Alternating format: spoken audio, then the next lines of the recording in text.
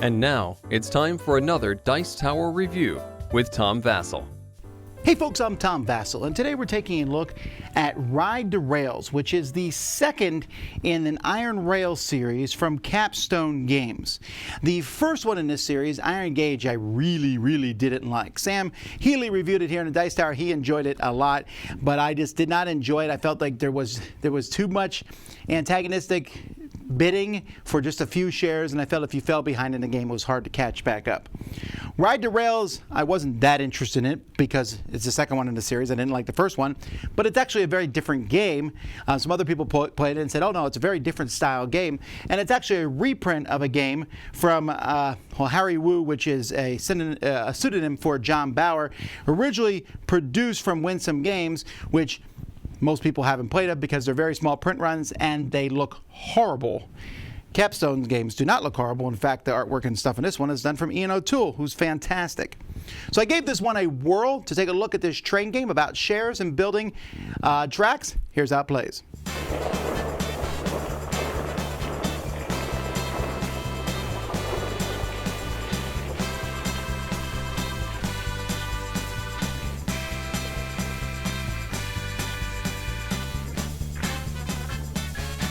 The game board is a map of America here with the different passengers being placed in the various cities on the board. There's 27 trains of each of the 6 colors. Those trains will be placed on the board as connecting routes between cities, and they're also going to be used as to show when you control stocks of different trains. You can see you can have the 6 red, blue, 5 oranges, 4 yellows, 3 purples, and 2 blacks. But that's because you're only going to ever have 6 shares total. Each round of the game in reverse turn order, you're going to pick a share, and you can only pick the colors that are available that round. So in the first round, you can only pick red or blue. In the second round, you can pick red, blue, or orange. In the third round, red, blue, orange, or yellow. Then purple, then black. So black can only be picked in the 5th and 6th rounds. So in reverse turn order, you will take one of those trains and add it to your board, showing that you have a share of that stock. After everybody has taken a share, then in player turn order, players are going to place locomotives on the board. Each round, you're going to be able to place a certain number of locomotives based on the number of players. So for example, in a 4-player game, you'll place 5 locomotives. You can only place colors of shares you own. So let's say I only own red shares, I can only place red trains, but if I own red and orange, I could place 3 reds, 2 orange, whatever. The first train of a color has to go in a city that has that color in it. So here you can see Wilmington. You can start with blue, red, orange, or black in the city. And after that, they simply have to go adjacent. So I could connect this city to this city here, and maybe I would want to connect it to this city here also. So those cities are all now connected. You'll notice there's mountain train on the board. You can place a mountain train, but then you get 1 less train overall. It doesn't matter how many mountain trains you go in.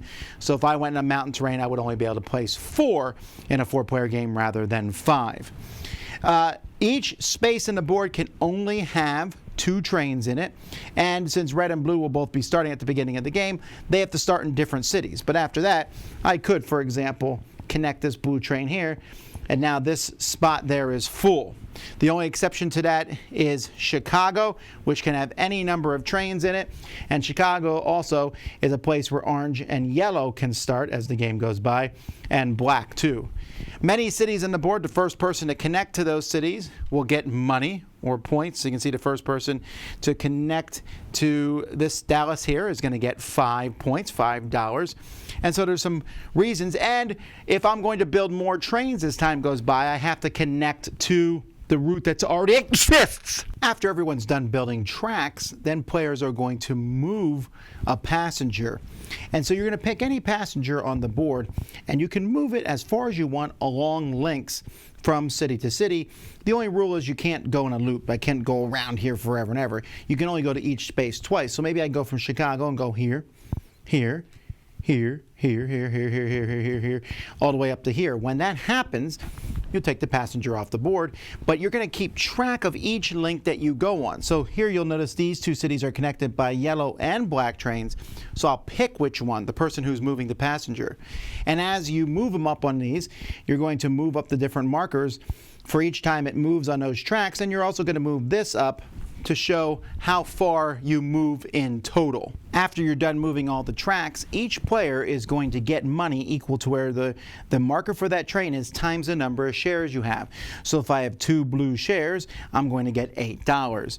If I have 2 blue shares and 2 yellow shares, I'm going to get $8 from this and 4 from this one. The active player, the person who moved the passenger, will also get points equal to where this marker ended up, because that's the total number that was moved. And you'll notice that number is +1, because this marker always starts on the 1. So if I moved here 2, 4, 8, 12, this would actually be up here on the 13. So I would get 13 from that. I would get equal to the shares I have of these different colors. So you're going to try to move, obviously, along lines where you have shares of the different colors. And that's all the rules. At the end of the round, whoever has the least money will be first player, which matters because remember, you'll take the shares in reverse turn order, but then you'll place trains and move passengers in turn order on the board. And then you'll go to the next round in which another colored trains will become available except in round 6.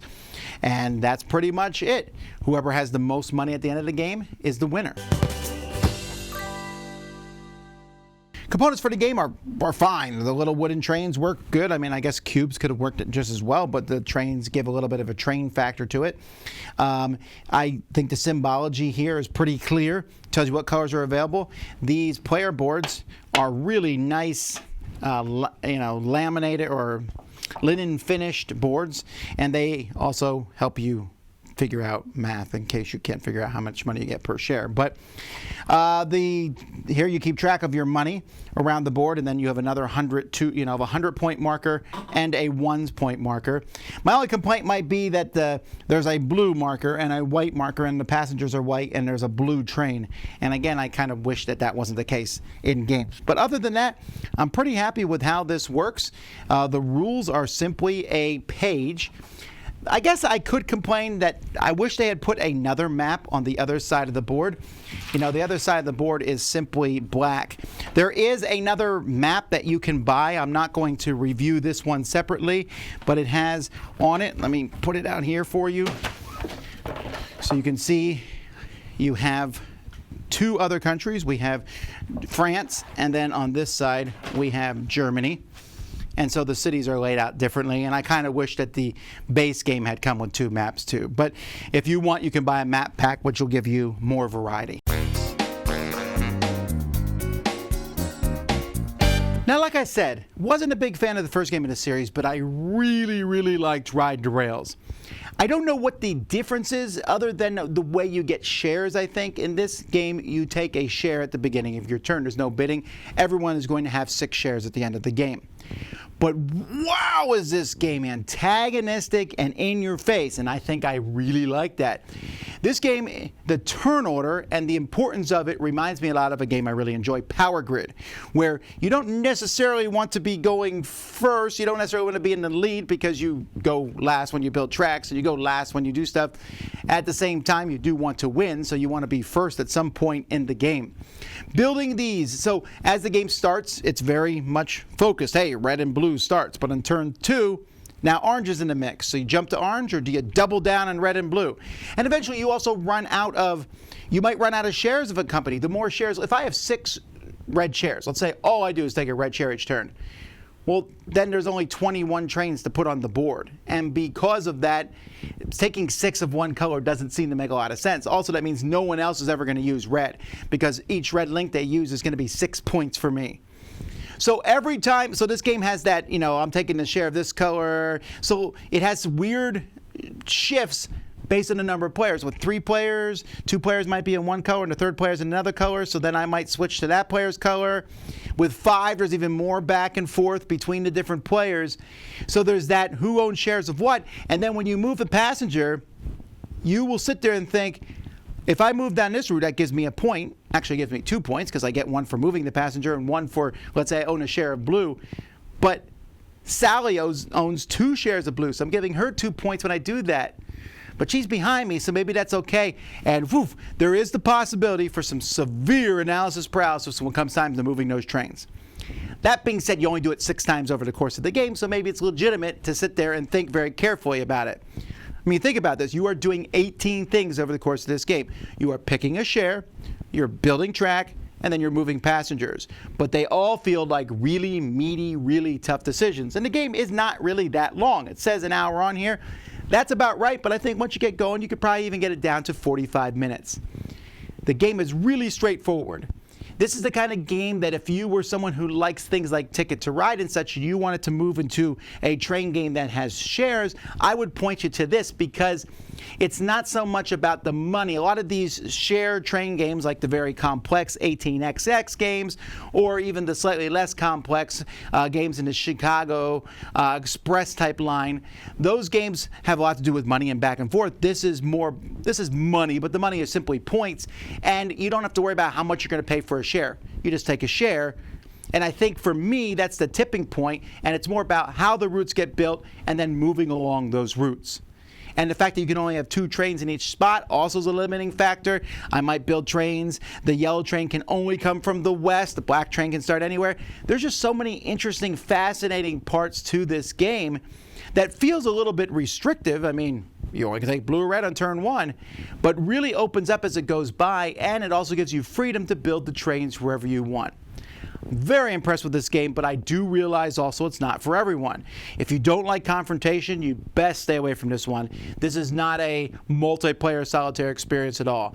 I am going to get mad at you for how you moved the passenger I was going to move. You built this train line. You are now buying shares of the company that I have a lot of shares of, and now we're working together, but I still want to win.